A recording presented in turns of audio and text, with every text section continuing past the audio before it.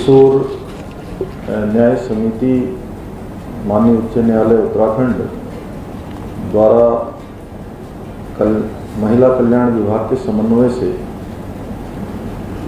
आयोजित 2 दिवसीय राज्य स्तरीय परामर्श कार्यशाला में अभी हम सब लोग इनको सुन रहे थे।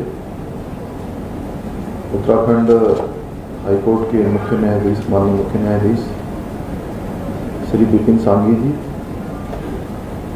और माननीय किशोर न्याय समिति के अध्यक्ष। अब मैं बहुत शुद्ध हिंदी बोल रहा हूँ, जो इनकी कमी थी उसको बराबर कर रहा हूँ। अध्यक्ष माननीय न्यायमूर्ति श्री संजय कुमार मिश्रा जी, माननीय न्यायमूर्ति जिन्होंने बहुत विस्तार से और हम सबको बहुत झकझोरने का काम किया है, श्री रविंद्र मैठाणी जी, माननीय न्यायमूर्ति श्री आलोक कुमार वर्मा जी, रजिस्ट्रार जनरल माननीय उच्च न्यायालय श्री विवेक भारती जी, यहाँ पर उपस्थित श्रीमती मिश्रा जी, श्रीमती आलोक वर्मा जी, हमारे महिला आयोग की अध्यक्ष आदरणीय कुसुम खंडवाल जी, बाल संरक्षण आयोग के अध्यक्ष डॉक्टर गीता खन्ना जी, हमारी अपर मुख्य सचिव उत्तराखंड सरकार शासन राधा रतूड़ी जी, पुलिस महानिदेशक श्री अशोक कुमार जी,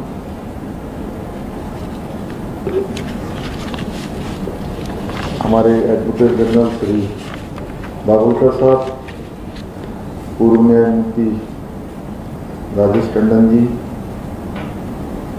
गिलडियाल साहब, ध्यानी जी, बिष्ट साहब, महबूब अली जी, लोकपाल जी एवं सभी पूर्व न्यायमूर्ति न्यायाधीश, विभिन्न विभागों से आए हुए सभी हमारे अधिकारीगण, राज्य विधिक सेवा प्राधिकरण और उजाला अकादमी के माननीय न्यायाधीशगण, समस्त माननीय जिला जज, हमारे जिलाधिकारी, सचिव, जिला विधिक सेवा प्राधिकरण, पोक्सो कोर्ट के माननीय न्यायाधीश, विशेष किशोर न्याय पुलिस, जिला प्रोबेशन अधिकारी, चाइल्ड लाइन बाल कल्याण समिति, किशोर न्याय बोर्ड के साथ ही अन्य सभी स्टेक होल्डर्स और उनकी देखरेख के लिए जरूरतमंद तथा विधि का उल्लंघन करने वाले पालकों में से किसी न किसी रूप से जुड़े हुए सभी जितने भी आज हम सब लोग इस मंथन में, और मैं कहूँगा कि जो ये मंथन हमारा लगातार 2 दिनों तक चलना है, इसका जो प्रारंभ हुआ है उससे जुड़े हुए विभागों, संस्थाओं, विशेषज्ञों एवं इस कार्यक्रम में आए हुए सभी महानुभाव, सभी उपस्थित भाइयों बहनों, पत्रकार मित्रों और छायाकार बंधु, मैं सबसे पहले तो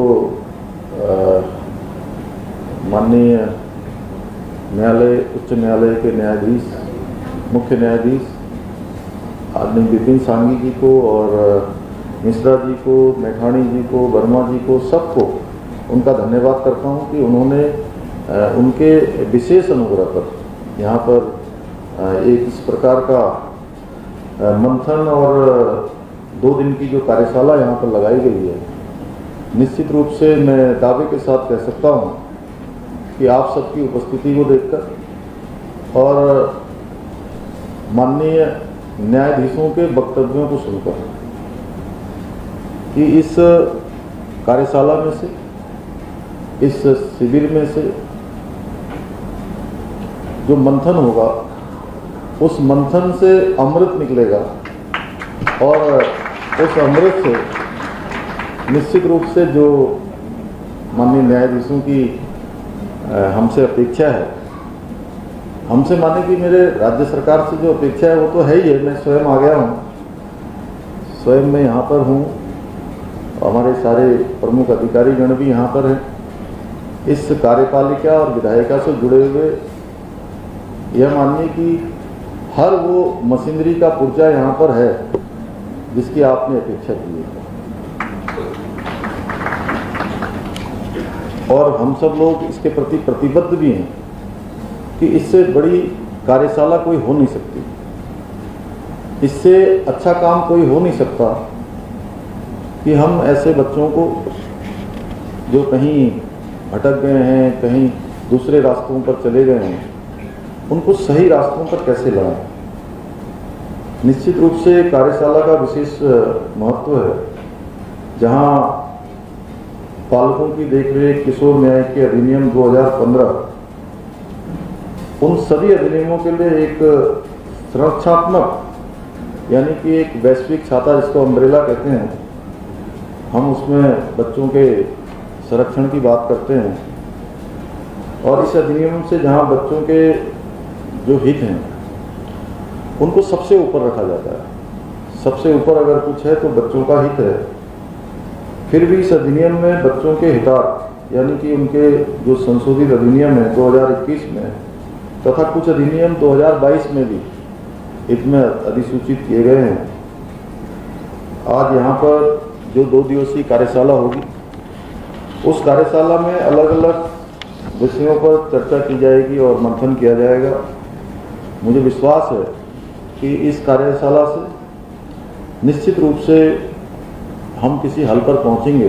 जैसा मैंने पहले ही कहा कि अमृत रूपी कुछ न कुछ इसमें से सार निकलेगा, अमृत रूपी कुछ न कुछ इसमें से रस निकलेगा, जो हमारे बच्चों के लिए एक मील का पत्थर होगा और उत्तराखंड राज्य के लिए भी एक मंथन होगा। इसमें एक विषय ये भी है कि किशोर न्याय बालकों की देखरेख और संरक्षण अधिनियम 2015 एवं पॉक्सो एक्ट 2012 के प्रभावी क्रियान्वयन हेतु बाल कल्याण समिति, किशोर न्याय बोर्ड, विशेष किशोर न्याय पुलिस, बाल न्यायालय, लोक आजीविका, इनकी भी प्रमुख भूमिका है। ये सभी लोग अपना अपना योगदान अपने अपने तरीके से देंगे तो निश्चित रूप से जो हम मंथन कर रहे हैं वो मंथन आगे बढ़ेगा। यदि भी आज बाल कल्याण समिति को बालकों का संज्ञान, सुरक्षा, देखरेख करने हेतु योग्य व्यक्ति की घोषणा एवं संरक्षण, समुचित पुनर्वास, पर्यावर्तन सहित विधिक सेवाओं तक पहुंच आदि कृत्यों और उत्तरदायित्व हमारे पहले से ही निर्धारित हैं, जिस पर हम सभी लोग काम कर रहे हैं। किशोर न्यायालय एक दिलचस्पी का केंद्र बिंदु हमेशा किशोरों और उसका कल्याण है। कई बार क्या होता है कि हम चर्चा करना कुछ चाहते हैं, निकालना कुछ चाहते हैं, लेकिन चर्चा हमारी दूसरी तरफ चली जाती है, जहां किशोरों का और उनका कल्याण ही मुख्य इसका उद्देश्य है, न कि क्रिया या परिणाम, जो कि न्यायालय के समक्ष आने पर कई बार किन्हीं कारणों से वो न्यायालय के समक्ष आ जाते हैं। कई बार जिसकी पहले मेरे से पहले वाले सारे वक्ताओं ने चर्चा की है। और 20वीं शताब्दी के मोड़ पर बनाए गए किशोर कानूनों का यह जनादेश है, न कि कानून के साथ विरोध और आए किशोर का आपराधिक मामला किशोर न्याय बोर्ड के द्वारा निदान किया जाना किसी सामान्य अपराधी न्यायालय के द्वारा नहीं। उसी प्रकार विशेष किशोर पुलिस इकाई बच्चों एवं किशोरों के प्रति भी सभी प्रकार की क्रूरता, उत्पीड़न तथा शोषण से विधिक संरक्षण प्रदान करने के लिए संरक्षक के रूप में समन्वय और संरक्षण का कार्य करती है। अभी जब न्यायमूर्ति मैठाणी जी बोल रहे थे तो उन्होंने पोस्को एवं जस्टिस एक्ट के मामलों में ऑनलाइन बयान के बारे में उन्होंने बात की थी कि ऑनलाइन बयान होना चाहिए, जिसके कारण से बहुत सारा समय बर्बाद होता है और काफ़ी टाइम लग जाता है, और जो निर्णय जल्दी होना चाहिए उस निर्णय में बहुत ज़्यादा दिन लग जाते हैं। होना ये चाहिए कि आपने वहाँ न्यायालय में मांगा और न्यायालय में तत्काल पहुँच जाए, उसी दिन पहुँच जाए, बल्कि कुछ ही घंटों में पहुँच जाए। हालांकि मेरे ख्याल से दोबारा उसी दिन सुनने की भी व्यवस्था होती है, तो उसी दिन पहुंच जाए तो हम मैं इस बात से पूरी तरह से सहमत हूं कि हम इसमें माननीय न्यायालय, माननीय उच्च न्यायालय का पूरी तरह से जो भी सहयोग हो सकता है, जो भी हमारे से आपकी एक्सपेक्टेशन है, उस एक्सपेक्टेशन को हम पूरा करेंगे। अभी जहाँ बच्चों की बात है तो वहीं हमने अभी पिछले दिनों हमारी सरकार एक मुद्दे को लेकर आगे बढ़ रही है। इसमें जस्टिस रंजना प्रकाश देसाई की अध्यक्षता में हमने उत्तराखंड में यूनिफॉर्म सिविल कोड लागू करने के लिए हमने एक कमेटी का गठन किया है और वह कमेटी लगातार काम कर रही है। वो अभी स्टूडेंट्स के बीच में भी जाने वाली है, ट्राइबल क्षेत्रों में भी जाने वाली है, जो भी उससे प्रभावित होने वाले हैं, जितने भी स्टेक होल्डर्स हैं, हितधारक हैं, उन सभी के बीच में जाएगी, सबके विचार ले रही है, सबसे संवाद कर रही है। और संवाद करने के बाद क्योंकि कई सारी मीटिंगें अभी तक उनकी हो चुकी हैं, लगातार ड्राफ्ट बनाने की प्रक्रिया गतिमान है और जैसे ही उनका काम पूरा हो जाएगा तो हम उस कानून को लागू करने के लिए हम आगे बढ़ेंगे। उत्तराखंड की सरकार आगे बढ़ेगी। इससे जहां एडॉप्टेशन जो दत्तक ग्रहण के समान जो आज बहुत सारे मामले हमारे आप सबकी न्यायालय में चल रहे, जगह जगह चल रहे हैं, उसमें ज़्यादा नहीं तो कम से कम 20% ऐसे मामले हैं जिनमें सीधे सीधे कमी आ जाएगी। आप सब लोग भली भांति जानते हैं, जो भी राज्य सरकार की जिम्मेदारी है, हम उस जिम्मेदारी को पूरी तरह से आगे बढ़ाएंगे। उसको कहीं हम अपनी तरफ से किसी प्रकार का भी हमारी तरफ से कोई वो नहीं है। हम भी चाहते हैं कि अच्छी व्यवस्थाएं बने और हमारा नवोदित राज्य अभी 22 साल की अवस्था में, 22वें साल में हम लोग चल रहे हैं और 9 नवंबर को 22 साल पूरे हो जाएंगे। 25 नवंबर 2025 को पूरे हमारे 25 साल पूरे हो जाएंगे और 25 साल जब पूरे होंगे, जहां हमने आपकी अपेक्षा अनुसार काम करना है, आप लोगों ने जो भी हमसे अपेक्षा की है, उन सभी अपेक्षाओं पर हम आगे बढ़ेंगे। हम भी चाहते हैं कि हमारी सरकार ने सरलीकरण, समाधान और निस्तारण 3 मुद्दों को लेकर हम आगे बढ़ रहे हैं। एक ध्येय वाक्य है हमारा कि सारी चीज़ों को सरल किया जाए। अभी तक होता क्या है कि हमारे पास कोई आते हैं, कोई ज़रूरतमंद आते हैं, फरियादी आते हैं, तो हम जिस सीट पर बैठे होते हैं उस सीट पर हमको उस काम करने के 100 रास्ते निकालने की बजाय कई बार 100 रास्ते उसके रोकने के पहले से तैयार होते हैं। हम कहते हैं कि इसका समाधान कर दीजिए, हमें ज़रूरत है। वो कहते हैं तो हो ही नहीं सकता, ये तो बहुत मुश्किल काम है। तो हमने कहा है कि इसका रास्ता निकालने की प्रवृत्ति हमारे अंदर आनी चाहिए। कैसे उसको सरल किया जाए? पहले तो अपने आप को स्वयं समझ लें कि भाई हमें सरल करना है। सरल करने के बाद दूसरे नंबर पर उसका समाधान करना, कि रास्ता निकालना है कोई उसका। और तीसरे नंबर पर, जैसे साहब कोर्टों में भी बहुत लंबे समय तक पत्रावलियां लंबित रहती हैं, कई सालों तक, माफ कीजिएगा, वैसे ही यहाँ भी पत्रावलियां चलती रहती हैं। सालों साल पत्रावलियां चल रही हैं, एक क्वारी लगी, दूसरी क्वारी लगी, तीसरी क्वारी लगी। न्यायमूर्ति मिश्रा साहब समझ रहे हैं, क्वारी पर क्वारी, क्वारी पर क्वारी। आपके फाइनेंस डिपार्टमेंट ज्यादा क्वारी करती है।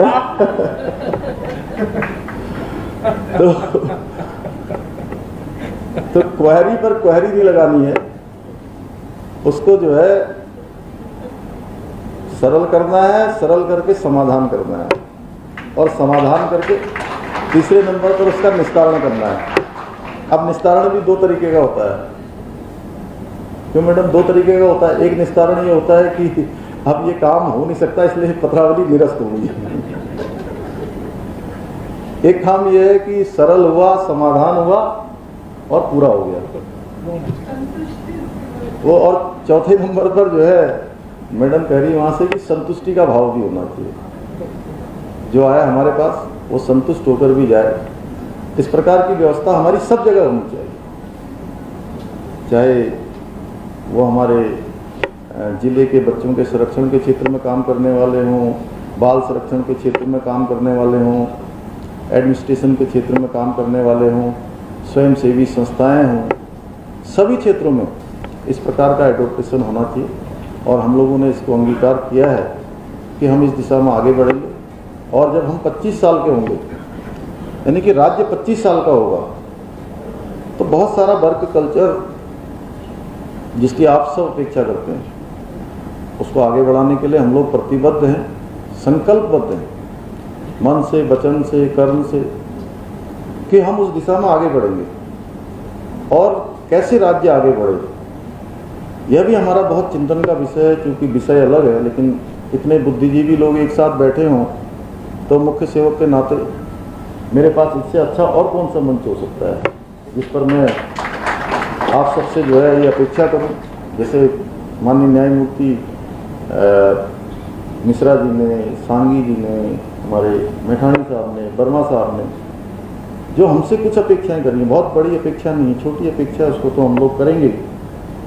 उसी प्रकार से राज्यवासियों से और सबके लिए, सबसे, क्योंकि कई बार लगता है कि मैं शुरू में मैं सोचता था कि मैं जब मंत्रिमंडल में बैठता था तो मेरे से सब बड़े होते थे, तो मुझे लगता था कि मैं तो सबसे छोटा हूँ, मैं कैसे बोलूँ। धीरे धीरे मुझे लगा कि मैं मुख्य सेवक की कुर्सी पर हूँ, मुझे ये दायित्व दिया गया है, तो अब गार्जियन की भूमिका भी मेरी है। तो इस नाते मैं प्रदेशवासियों से भी अपेक्षा करता हूँ कि वह 2025 में हम हिंदुस्तान के श्रेष्ठ राज्यों में हमारा नाम है। उत्तराखंड का चाहे वो बाल संरक्षण का क्षेत्र हो या कोई अन्य क्षेत्र हो, लेकिन वो केवल एक मेरा विषय नहीं है, या आदरणीय न्यायमूर्ति जी बैठे हैं यहाँ पर, तो केवल इन लोगों का विषय भी नहीं है। ये विषय हमारे पूरे उत्तराखंड का है, पूरे राज्य का विषय है। और ये यात्रा भी किसी की व्यक्तिगत यात्रा नहीं है, ये यात्रा हमारे पूरे प्रदेश की यात्रा है कि कैसे हम आज जहां हम बाल संरक्षण की चिंता कर रहे हैं, ऐसे ही अभी हम लोगों ने पिछले दिनों आम बजट बनाया था। बजट से पहले भी हमने तय किया कि हम सबसे जन संवाद करेंगे, कोर ग्रुप के साथ बैठेंगे, क्योंकि पूरे 1 करोड़ 25 लाख लोगों के बीच में जाकर एक एक व्यक्ति से उसका वो नहीं लिया जा सकता। लेकिन उनके ग्रुपों में से ग्रुप, उनके प्रतिनिधि करने वाले, उनके रिप्रेजेंटेटिव कौन कौन से हो सकते हैं, कोर टीम कौन सी हो सकती है, क्रीम कौन सी हो सकती है, उससे हमने सबसे चर्चा करी। सबसे चर्चा करने के बाद जैसे आप लोग 2 दिन यहाँ मंथन कर रहे हैं, इस मंथन में से जो निकलेगा, सार निकलेगा, जो रस निकलेगा, जो अमृत निकलेगा, उसी को आगे प्रभावी तरीके से क्रियान्वयन में लाया जाएगा, उसको कार्य व्यवहार में लाया जाएगा, उस काम को आगे बढ़ाया जाएगा। उसी प्रकार से हमने भी जो है आज जितने भी हम जो काम कर रहे हैं उसमें हमने एक बात को तय किया है कि जन सहभागिता और जन संवाद दोनों को साथ में लेकर हम कुछ निर्णय पर पहुंचेंगे। और इसको लेकर राज्य सरकार ने बुद्धिसत्व विचारों की श्रृंखला प्रारंभ की, जिसमें अनेकों क्षेत्रों में काम करने वाले, अभी विधि के क्षेत्र में काम करने वालों के साथ संवाद नहीं हो पाया, उनके साथ भी हम जल्द ही संवाद करेंगे। शिक्षा के क्षेत्र में, चिकित्सा के क्षेत्र में, पर्यटन के क्षेत्र में, जिसमें हमारा भारत सरकार का नीति आयोग भी लगातार हमारा सहयोग कर रहा है। नीति आयोग से भारत प्रमुख वैज्ञानिक सलाहकार भारत सरकार के, वो सारे लोग इन कार्यक्रमों में आए हैं, जिसमें हम हर प्रकार से पर्यावरण के क्षेत्र में क्या काम हो सकता है, हमारे शिक्षा के क्षेत्र में क्या हो सकता है, उत्तराखंड में पर्यटन कैसे बढ़ सकता है, हमारे राज्य की आय कैसे बढ़ सकती है, बच्चों के भविष्य के लिए हम इस शिक्षा के क्षेत्र में और क्या क्या कर सकते हैं, उन सभी पर हम लगातार चर्चा कर रहे हैं। और एक श्रृंखला हमने चलाई हुई है, खेलों के क्षेत्र में कैसे काम करेंगे, तो उसमें से बहुत सारी चीज़ें निकल रही हैं। और उन सभी को हमने प्रयास किया है कि राज्य सरकार की कार्यसूची में उसको लाएं, कार्यसूची में लाकर उसको क्रियान्वयन की तरफ जाएं। और एक कार्य व्यवहार, आज बड़ा सुंदर दिन है कि आज हमारे देश के यशस्वी प्रधानमंत्री मोदी जी का जन्मदिन है। और 2014 के बाद मुझे कहते हुए कोई वो नहीं लग रहा है, 2014 के बाद देश के अंदर एक विश्वास का भाव जागृत हुआ है कि अब भारत के हर भारतवासी को लगता है कि हम दुनिया के किसी भी क्षेत्र में नेतृत्व कर सकते हैं। पहले के समय में थोड़ा निराशा थी, थोड़ा अंधकार जैसा दिखता था, घपले, घोटाले, बड़ी बड़ी बातें। लेकिन 2014 के बाद हम हर क्षेत्र में आज, जब देखिए आप शुरू में बात चली थी कि हम डिजिटल ट्रांजैक्शन करेंगे, और जब डिजिटल ट्रांजैक्शन की बात आई थी तो उस समय लोग कहते थे कि यहाँ पर तो स्मार्टफोन नहीं है, यहाँ पर इंटरनेट नहीं है, यहाँ पर ये सुविधाएं नहीं है, यहाँ पर कनेक्टिविटी नहीं है, तो कैसे डिजिटल ट्रांजैक्शन चलेगा। लेकिन अगर संकल्प लिया है, अगर कोई भी संकल्प लेते हैं हम, तो संकल्प अवश्य सिद्ध होता है जब हम संकल्प में कोई विकल्प नहीं लाते हैं। संकल्प में कोई विकल्प अगर आ गया तो संकल्प हमारा टूट गया। उस समय 2014 में संकल्प लिया गया था कि भारत को इस दिशा में भी आगे बढ़ाना है, और आज मुझे इस बुद्धिजीवियों के मंच पर ये कहते हुए बड़ी खुशी हो रही है कि आज दुनिया का 40% डिजिटल ट्रांजैक्शन अकेले भारत में होगा, अकेले इंडिया के अंदर होगा। ऐसे अनेकों क्षेत्र हैं जिसमें आज हम लीड कर रहे हैं। आज कोई भी बड़ी घटना होती है दुनिया की, तो आज भारत की तरफ भी लोग देखते हैं कि भारत का क्या निर्णय होने वाला है, भारत की सरकार क्या सोच रही है। कोरोना महामारी भारत के अंदर आई, तो कोरोना महामारी के समय में पूरी दुनिया ये सोचने लगी कि भारत दुनिया के लिए जिम्मेदारी बन जाएगा, भारत के अंदर इतना तहस नहस हो जाएगा, क्योंकि हमारे यहाँ इस प्रकार के कस्टम्स हैं, इस प्रकार के संस्कार हैं कि एक छोटा सा नामकरण संस्कार भी होता है, तो नामकरण संस्कार में भी सैकड़ों लोगों का जुटना बहुत सामान्य घटना होती गई। 100 लोग तो जन्मदिन पार्टी में भी आ जाते हैं। बच्चे का जन्मदिन होता है, कोई बर्थडे होता है, कोई नामकरण होता है, कोई अन्य संस्कार होता है। हमारे यहाँ शादी बारातों में तो संख्या काफी ज्यादा पहुंचती है। तो ऐसे में लोगों को लग रहा था कि यहाँ तो महामारी कंट्रोल में कभी आएगी ही नहीं, और भारत दुनिया के लिए जिम्मेदारी बन जाएगा। लेकिन अच्छा जब नेतृत्व होता है, अच्छी लीडरशिप होती है, अच्छी सोच होती है, अच्छे संकल्प होते हैं, तो जहां महामारी व्यवस्थित हुई वहीं विकास का कोई काम नहीं रुका, लगातार विकास का काम चलता रहा। एक वैक्सीन फ्री में लगाई गई, दूसरी वैक्सीन भी लगाई गई, तीसरी बूस्टर डोज भी लगाई जा रही है, और वहीं केवल भारत में ही वैक्सीन लगाने का काम नहीं हुआ, भारत के अलावा दुनिया के दूसरे देशों को भी वैक्सीन देने का काम ऐसे संकट काल के समय में भारत की सरकार ने किया। जो हम कहते हैं हमारी संस्कृति है, हमारे संस्कार हैं कि हम कहते हैं अयम निजम परोवेति गणना लघु चेतसाम उदार चरित्रा नाम वैसुधैवम तु कुटुंबकम। ये छोटा है, ये बड़ा है, ये तेरा है, ये मेरा है, ये इस प्रकार की सोच वो लोग रखते हैं जिनके मन छोटे होते हैं, जिनका उदार चरित्र होता है, जिनके हृदय बड़े होते हैं, जिनकी सोच बड़ी होती है। और ये भारत भूमि की सोच है कि हम कहते हैं कि ये तेरा है, ये मेरा है, हम इससे ऊपर हैं। हमारे लिए तो हमारी संस्कृति कहती है, हमारा ये सनातन धर्म कहता है कि हमारा पूरा संसार हमारा घर है, और उसी को मानते हुए भारत की सरकार ने संकट काल के समय में 20 करोड़ से भी ज्यादा टीके दुनिया के दूसरे देशों को देने का काम किया। हर किसी के घर का चूल्हा जलता रहे उसकी भी चिंता की गई। तो ऐसे अनेकों कार्य हुए हैं। आज क्योंकि प्रधानमंत्री जी का जन्मदिन था तो मैंने सोचा कि इतने बुद्धिजीवी लोग बैठे हैं जो पूरे समाज को दिशा देने का काम करते हैं, उन सब के भी संज्ञान में ये सब बातें आनी चाहिए। तो मैं आज एक बार पुनः आप सभी का धन्यवाद करते हुए और बहुत शुभकामनाएं देते हुए कि ये मंथन शिविर हमारा बहुत सफल होगा। जिन उद्देश्यों के लिए हमने ये शिविर, ये कार्यशाला रखी है, वो अपने उद्देश्यों की प्राप्ति करेगी और हमारे बच्चों का जहाँ संरक्षण होगा, संवर्धन होगा, विकास होगा, वहीं वो अगर कहीं किसी दूसरे रास्ते पर चले गए हैं तो वो अच्छे रास्ते पर लाकर वो भारत का भविष्य बनेंगे, देश का भविष्य बनेंगे, हम सबका भविष्य बनेंगे। यही शुभकामनाएं देते हुए अपनी बात को समाप्त करता हूँ। बहुत बहुत धन्यवाद। आज माननीय प्रधानमंत्री नरेंद्र मोदी जी के जन्म दिवस के इस शुभ अवसर पर अभी आप सब लोग जिनको सुन रहे थे, उत्तराखंड सरकार के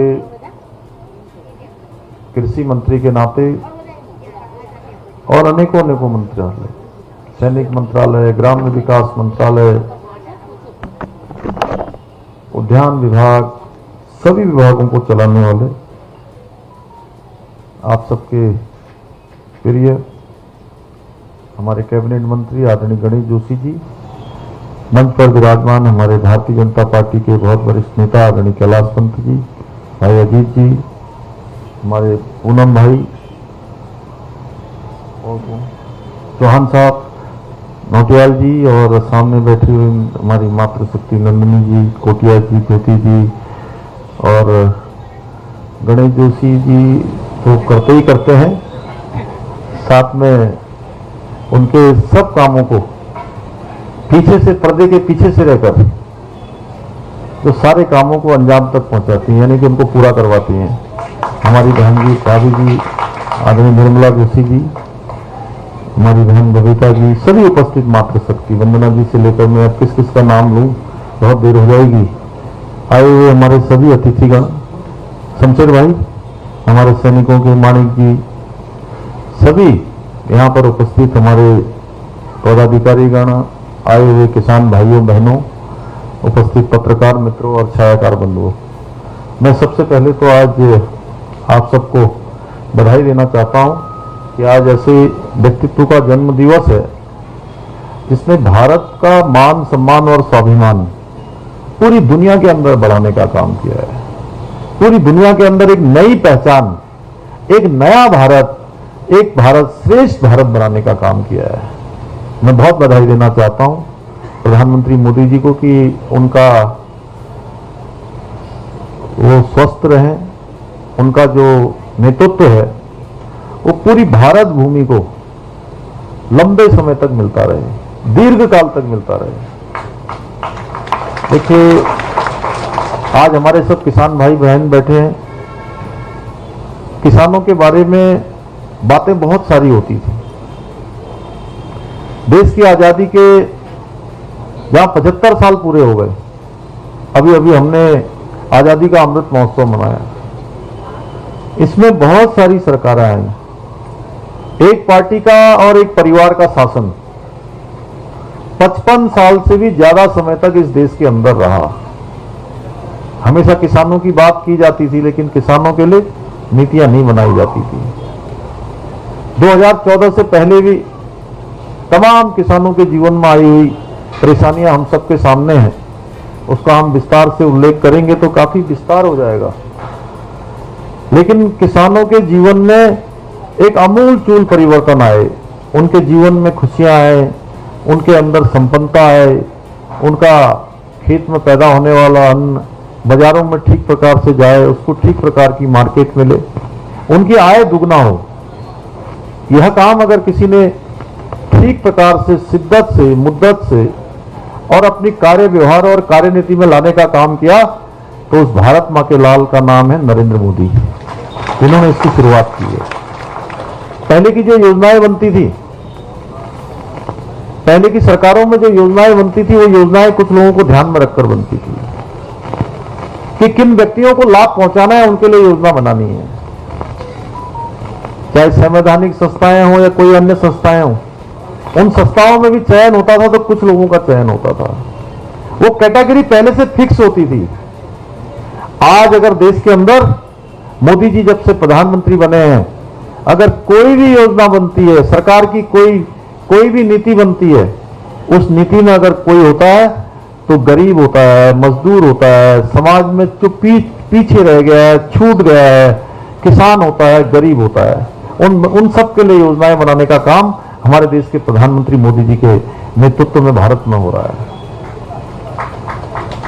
आज भारत दुनिया के उन देशों में शामिल हो गया है, धीरे धीरे हमारा निर्यात भी बढ़ रहा है, हर क्षेत्र में बढ़ रहा है, दलहन के क्षेत्र में, तिलहन के क्षेत्र में। हम पूरी तरह से अब आने वाले समय में इस पर भी हम लोग, आज जहां हम आयात की स्थिति में, आने वाले समय में हम निर्यात की स्थिति में होंगे। भाइयों बहनों, कृषि के क्षेत्र में अनेकों अनुसंधान हो रहे हैं, अनेकों अनुसंधानों के कारण से आज कृषि केवल एक ट्रेडिशनल जो फार्मिंग होती है, परंपरागत रूप से करी जाने वाली कृषि नहीं रह गई है। आज छोटा सा किसान भी छोटे से स्थान पर अगर व्यवस्थित तरीके से, वैज्ञानिक तरीके से, और जो वैज्ञानिकों ने हमारे अनुसंधान किए हैं उन अनुसंधानों के आधार पर चले, उन नीतियों का अनुसरण करे, या जो अनुसंधान जो खोजें हुई हैं उसके अनुसार कृषि कार्य को करे, तो छोटे सी कृषि में भी वो बहुत बड़ा काम कर सकता है। वो चाहे क्लस्टर के माध्यम से, अन्य माध्यम से। ये हमारे सामने बहुत सारे उदाहरण हैं। अभी पिछले साल सुशासन दिवस पर मैं कहीं महाराष्ट्र कोल्हापुर के आसपास के किसान का इंटरव्यू सुन रहा था, जिनमें माननीय प्रधानमंत्री जी उनसे बात कर रहे थे। तो जब उनके घर पर सीधे लाइव पर ले जाया गया, प्रधानमंत्री जी ने जिन जिनसे बात करनी थी, तो उससे पूछा कि आपके पास जमीन कितनी है। तो आपको जानकर हैरानी होगी कि उन्होंने शायद अपने यहां जमीन बताई कि मेरी 6 बीघा जमीन है, 1 एकड़ जमीन है, और एक बेटा इंजीनियरिंग कर चुका था, बेटी कोई बहुत बड़ा फैशन डिजाइनिंग का या किसी का कोर्स कर रही थी। तो मेरे मन में भी आ रहा था कि इतनी छोटी जमींदारी कर, इतनी छोटी जमीन वाला किसान कैसे अपने बच्चों को इतना पढ़ा सकता है। थोड़ी देर के लिए मन में संदेह आया, संशय आया मेरे मन में। फिर प्रधानमंत्री जी जब उनसे बात करने लगे तो उन्होंने कहा कि हमने एक प्रकार की खेती करने का काम शुरू किया, उसके बाद हमने 50 किसानों का, 100 किसानों का एक क्लस्टर बनाया, सबको एक से जोड़ा, और जो खेती वहां पर हो सकती थी उसी खेती को हमने बढ़ावा दिया, उसी को प्रोत्साहन दिया, और जो मार्केट लेने वाले थे, उस खेती को जो लोग लेने वाले थे, खेती से जो पैदावार थी, उस पैदावार को सही समय पर सही मूल्य मिल जाए, उसके लिए उन्होंने बाजार में पहले से बात कर ली। तो एक आदमी लीडर के रूप में आगे आ गया, उसको भी फायदा हो गया, किसान भाइयों को भी फायदा हो गया, सही समय पर सही चीज मिल गई। यानी कि व्यवस्थित करने से हम बहुत आगे जा सकते हैं। अभी हमने एप्पल मिशन में, कीवी मिशन में, सभी में हमने पैसा बढ़ाया है। जो हमारी वो कौन सी फार्मिंग है चौहान साहब, जिसमें हम लोग 80% औजार जो दे रहे हैं, उपकरण दे रहे हैं, machinery farming, farm machinery bank, हम लोग उसमें और भी प्रोत्साहन देने वाले हैं। क्योंकि हमारा एकमात्र उद्देश्य, माननीय प्रधानमंत्री जी का लक्ष्य है, उनका संकल्प है कि किसानों की आय दुगनी होनी चाहिए। लेकिन उसके लिए सरकार प्रयास कर रही है। आप सबको भी प्रयास करना होगा। आप सबको भी स्वयं में जो है ये संकल्प लेना होगा कि नहीं, हमें हर दिशा में अपनी को तरक्की की ओर ले जाना है। पहले क्या होता था, साल में 2 प्रकार की फसलें होती, धान लगा दिया, गेहूं लगा दिया, धान लगा दिया, गेहूं लगा दिया, एक फसल हुई, दूसरी फसल। अब तो कई फसलें हो जा रही हैं, कई प्रकार से फसलें हो रही हैं, कई प्रकार से हमारे पास दवाइयां आ गई हैं, कई प्रकार के अनुसंधान आ गए हैं। उन सभी का हम प्रयोग करेंगे तो मैं समझता हूं कि जो प्रधानमंत्री जी का स्वप्न है, प्रधानमंत्री जी का जो एक संकल्प है, वो पूरा करेंगे। और उसको पूरा करने के लिए हमको ही आगे आना होगा। किसानों के लिए सरकार बहुत कुछ कर रही है। कई बार संगोष्ठियां होती हैं, कई बार हमारे कार्यशालाएं लगाई जाती हैं, कई प्रकार की जो है चीजें उनको बताने के लिए बीच बीच में कार्यक्रम होते हैं। लेकिन मैं देखता हूं कि कुछ एक ही किसान होते हैं, आप लोगों में से भी कुछ ही लोग बार बार आते हैं। जबकि होना क्या चाहिए कि आप लोग जितने लोग आज यहां पर, आप लोगों का यहां पर सम्मान हुआ है, यह सम्मान आपका प्रोत्साहन है कि आपने बहुत अच्छा काम किया है। लेकिन आप जितना अच्छा काम किया है, भविष्य में उससे और अच्छा काम करना है। आज आपने स्वयं आप सम्मानित हुए हैं, लेकिन आने वाले समय में आपके संपर्क में आने वाला हर किसान सम्मानित होना चाहिए, तब यह सम्मान का सही मायने में प्रोत्साहन है। हमको इस दिशा में सोचना होगा, क्योंकि आपके पास जो जानकारियां हैं, आप लोग जितने जगह से, यहां से मैं देख रहा था, चमोली से आए हैं, कोई चंपावत से आए हैं, कोई टेहरी से आए हैं, कोई रुद्रप्रयाग से आए हैं, कोई उधम सिंह नगर से आए हैं, तो अनेकों स्थानों से आए हैं। तो आपके पास जानकारी हो गई है। अब आप इस जानकारी को अपने आसपास जितना शेयर करेंगे और ज्ञान जितना बांटा जाता है, वो उतना ही बढ़ता है। ज्ञान को संचय करने से वो बिल्कुल रुक जाता है। ज्ञान का प्रभाव गंगा की तरह बना रहना चाहिए, सूर्य की तरह रोज निकलना चाहिए, रोज बढ़ना चाहिए। अगर हम सब लोग इस दिशा में काम करेंगे तो सही मायने में हम जो है एक भारत श्रेष्ठ भारत की जो कल्पना है और जो प्रधानमंत्री जी ने इस भारत को दुनिया का श्रेष्ठ भारत बनाने के लिए, दुनिया का नेतृत्व करने वाला भारत बनाने के लिए आज हर भारतवासी के मन में एक बात घर कर गई है कि अब हम किसी क्षेत्र में पीछे नहीं हैं। आज भारत दुनिया के हर क्षेत्र में नेतृत्व कर सकता है। इसके अनेकों उदाहरण हैं। दुनिया के ऊपर भी कोई भी ऐसी बात आती है, इसमें विवाद हो जाता है, दो देशों के बीच आपसी खींचतान हो जाती है, रूस यूक्रेन जैसा युद्ध हो जाता है, तो ऐसे समय में आज पूरी दुनिया भारत की तरफ देख रही है। क्योंकि भारत 2014 से पहले एक दब्बू भारत, पिछलग्गू भारत, पीछे रहने वाला भारत, आज का भारत समर्थ भारत, समरस भारत, शक्तिशाली भारत और दुनिया का नेतृत्व करने वाला भारत, सबसे आगे चलने वाला भारत। यही उत्तराखंड से हम लोगों ने भी तय किया है, हमने संकल्प लिया है कि हम हर क्षेत्र में आगे बढ़ेंगे। हम 25 साल के जब होंगे, अभी 3 साल का समय बचा है, 3 साल के इस कालखंड में हम ऐसा रोड मैप बनाएंगे। मैं बधाई देना चाहता हूं गणेश जोशी जी को, जैसे ही मैंने ये बात अपने मंत्रिमंडल के सभी सहयोगियों से करी है, सबसे पहले आप आगे आए, आपने कहा कि हम जो है कृषि के क्षेत्र में, उद्यान के क्षेत्र में, सड़कों के क्षेत्र में, जहां हम अभी पीछे हैं ग्राम्य विकास के क्षेत्र में, पीएमजीएसवाई में हमारी गति अभी उतनी नहीं है क्योंकि वन विभाग से लेकर तमाम प्रकार की भौगोलिक परिस्थितियां हमारी कठिन है, लेकिन फिर भी आप रात दिन प्रयास कर रहे हैं। कृषि के क्षेत्र में मैं तो सोच रहा था कि इन्होंने कृषि कभी करी नहीं है, ये कृषि विभाग तो इनको दे दिया जा रहा है कि क्या होगा, कहीं ये दांव उल्टा तो नहीं पड़ जाएगा। लेकिन मैं बधाई देना चाहता हूं गणेश जोशी जी को। इन्होंने ये अभी कह रहे थे 27 साल के मोदी जी जैसे काम करते हैं, 27 साल की तरह, ये तो 25 साल की लड़की की तरह काम करते हैं और रात दिन काम करते हैं। और इनके नेतृत्व में मुझे पूरा विश्वास है कि कृषि विभाग हमारा ऐसा रोड मैप बनाएगा कि हम 2025 आते आते उत्तराखंड का श्रेष्ठ कार्य कृषि में होगा। और कृषि हमारे लिए बहुत बड़ा आजीविका का हमारा आधार है, हमारे रोजगार का आधार है, हमारे आगे बढ़ने का आधार है। जहां सेब के उत्पादन में हमारी बहुत संभावनाएं हैं, वहीं कीवी के उत्पादन में, बहुत सारी चाय के बागानों के क्षेत्र में, हमारे सगंध के क्षेत्र में, अनेकों क्षेत्रों में जहां तमाम पैदावारें होती हैं। जहां हमारे यहां पर देखिए, जहां मैदानी क्षेत्र है, जहां हमारे पर होने वाली जो परंपरागत खेती है उसका एक बड़ा क्षेत्र हमारे पास है, वहीं हमारे पास आगे भविष्य में बढ़ने के लिए कृषि, हॉर्टिकल्चर, उद्यान के क्षेत्र में बहुत संभावनाएं हैं। मैं आज के अवसर पर भगवान से प्रार्थना करूंगा कि जहां आप सबकी आय दुगनी हो, आप सब नए भारत के निर्माण में अपना योगदान अपने अपने क्षेत्रों में दें।